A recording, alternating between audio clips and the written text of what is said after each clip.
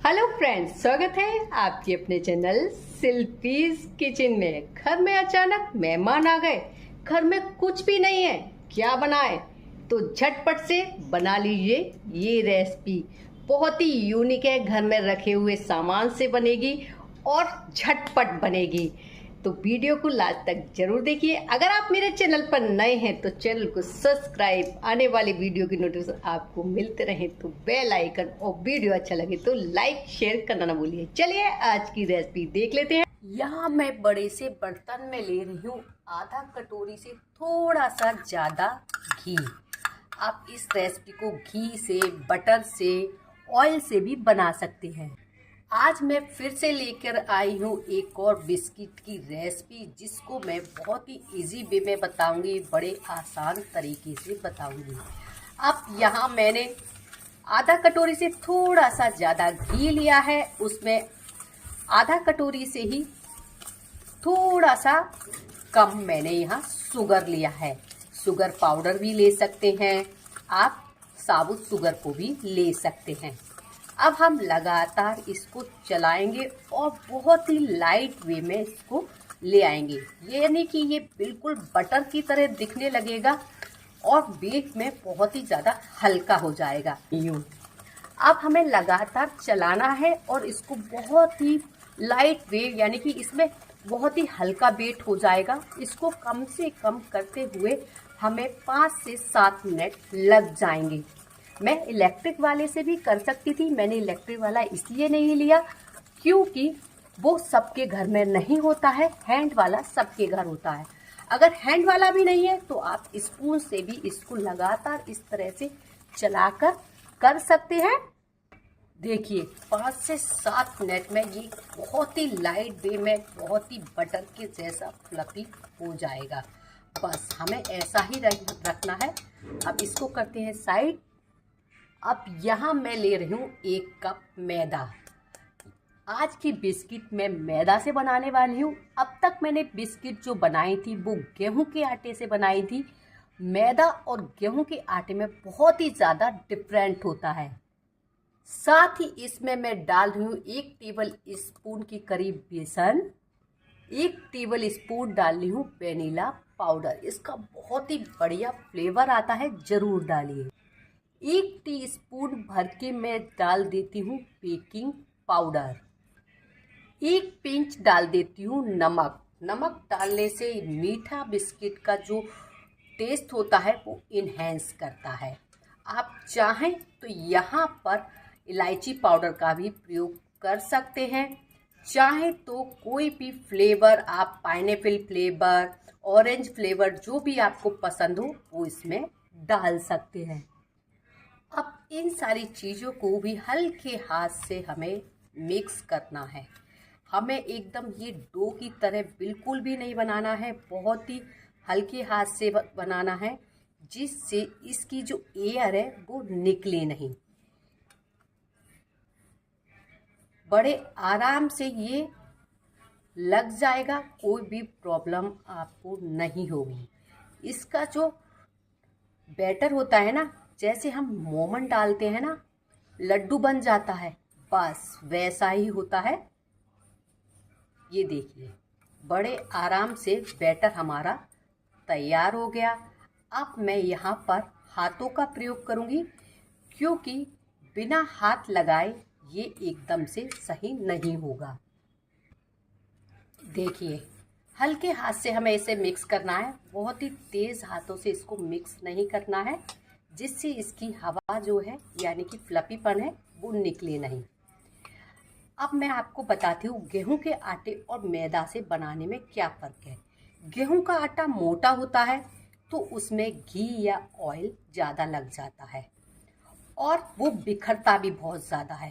और मैदा एकदम रिफाइन होता है, एकदम महीन होता है, इसलिए इसमें घी की मात्रा बहुत ज़्यादा नहीं लगती और बिस्किट बड़े आराम से बहुत ही अच्छे से हो जाती है। देखिए मैंने इसको मिक्स कर दिया है, मैं आपको इसकी कंसिस्टेंसी दिखा देती हूँ।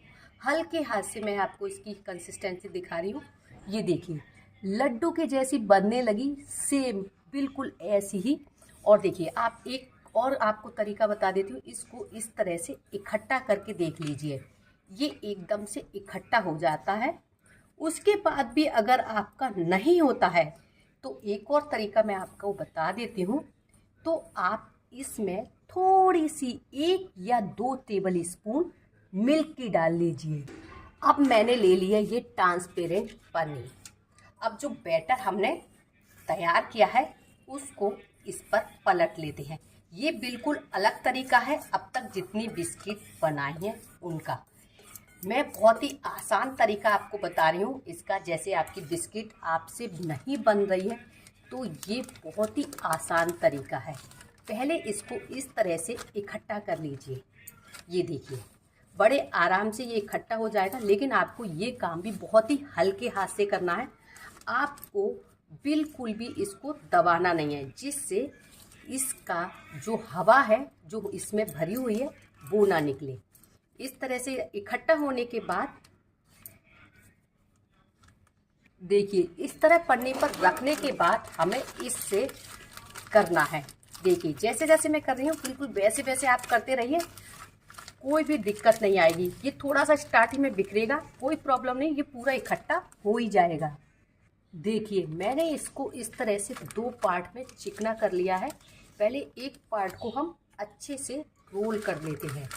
देखिए ये इससे करने से क्या होता है, ये बिल्कुल भी बिखरता नहीं है। जैसी आपको शेप देनी है वैसी शेप आपको आती चली जाएगी, लंबी गोल पतली, लेकिन ये चटकता है, ध्यान रखिए।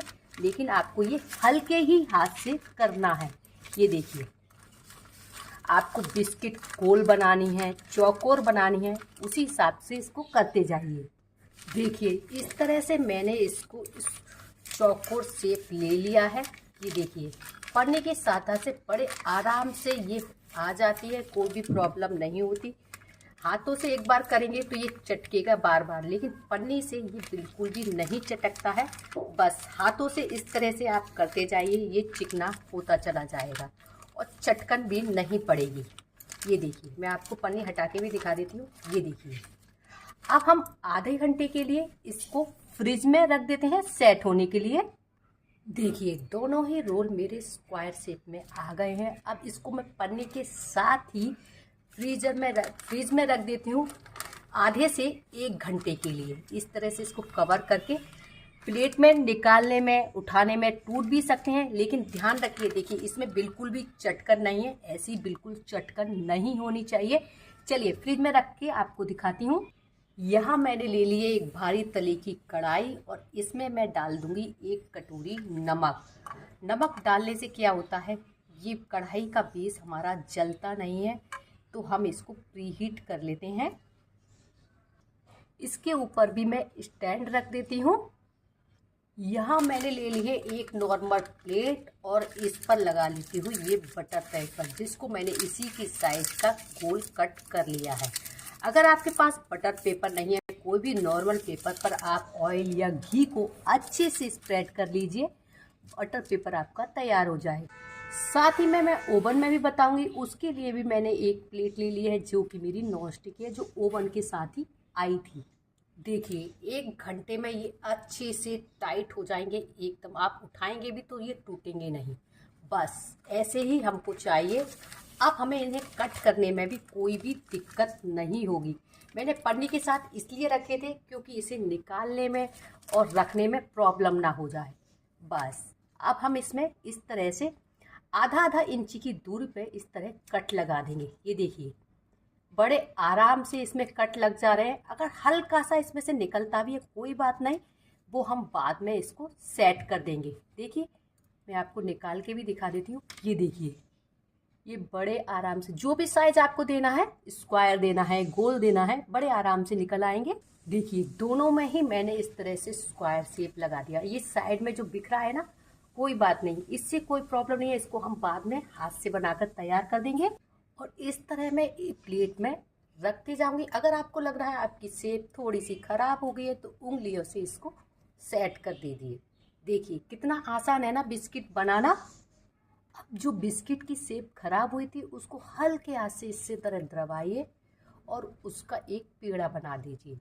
फिर जो भी शेप आपको देनी है वो आप दे दीजिए और हाथों की सहायता से इस तरह से इसको सेट कर दीजिए। बड़े आराम से जो शेप आप देना चाहते हैं बड़े आराम से आ जाएगी। देखिए इस तरह से मैंने सारी बना कर तैयार कर ली है। अब हम चलते हैं गैस की तरफ। देखिए हमारी कढ़ाई प्रीहीट हो चुकी है। बिना टाइम गवाए हम इस प्लेट को इसमें सेट कर देते हैं। कढ़ाई में जब हम बनाते हैं तो इसको टाइम लगता है बनने में। ओवन में इसमें जल्दी बन जाती है। कम से कम 20 से 25 मिनट इसमें लग जाएंगी। लीजिए यहाँ मैं ओवन में भी लगा देती हूँ। अब आप बनने के बाद ही मैं आपको दिखाऊंगी। लीजिए ये आ गई ओवन वाली थोड़ा सा जल्दी से बन जाती हैं। और ये आ गई हमारी कढ़ाई वाली में थोड़ा सा टाइम लगता है। इसे 25 से 30 मिनट पकने में लग जाती हैं। इनको ठंडा होने के बाद ही हम टच करेंगे। देखिए ठंडा होने के बाद हमें बहुत ही आसानी से ये निकल आती हैं। बिल्कुल भी टाइम नहीं लगता। अगर आपने इनको गर्म निकाल लिया तो ये बिखर सकती है, टूट सकती हैं। आपको इस कुछ बिस्किटों का कलर थोड़ा सा डार्क लग रहा होगा। ये इतना भी डार्क नहीं हुआ है जितना इसमें दिख रहा है। हल्का सा लाइट ब्राउन कलर इस पे आया है और ऐसा ही बिस्किट होता है, नहीं तो ये देखने में कच्चा लगेगा। और देखिए कढ़ाई वाली पे हमने बटर पेपर लगाया है तो देखिए कुछ भी हमें मशक्क़त इन्हें करने में नहीं लगी। अब मैं इसकी प्लेटिंग करके दिखा देती हूँ आपको। आज की ये रेसिपी आपको कैसी लगी कमेंट्स करके ज़रूर बताएं। अच्छी लगी हो तो लाइक शेयर करना ना भूलिए। मिलते हैं नई रेसिपी के साथ। Till then good bye. देखिए मैं आपको इसका क्रिस्पी पैन भी दिखाई देती हूँ। ये देखिए आप सुन सकते हैं इसका क्रिस्पीपन। मिलते हैं नई रेसिपी के साथ। Till then good bye.